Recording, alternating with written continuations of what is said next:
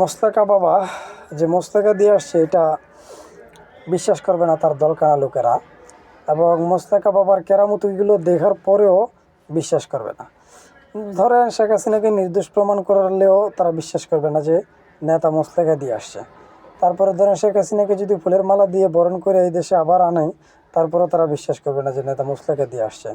এই দেশে একটা জুলাই অভ্যুত্থান হয়েছে, সেটাকে তারা অস্বীকার করবে এবং সেটাকে মব হিসেবে চালায় দিবে, তারপর তার দলকানা লোকেরা বিশ্বাস করবে না যে নেতা মোস্তাকা দিয়ে আসছে। তার সিমটমগুলো আমরা দেখতে পাচ্ছি। ধরেন আন্তর্জাতিক অপরাধ ট্রাইব্যুনালের প্রসিকিউটরকে চেঞ্জ করে ফেলা, এটা অনেক বড় একটা সিমটম। মোস্তাকা দেওয়ার অনেক বড় একটা সিমটম। তো এগুলোর মাধ্যমে আস্তে আস্তে মনে করলেন যে জুলাইয়ের যে বিচারগুলো, গুম খুম, এগুলো যে বিচারগুলো, এগুলো সব আস্তে আস্তে ভ্যানিশ হয়ে যাবে, এগুলো আস্তে আস্তে নির্দোষ প্রমাণিত হয়ে যাবে। তারপরও দলকানা লোকেরা বিশ্বাস করবে না যে নেতা মোস্তাকা দিয়ে আসছে।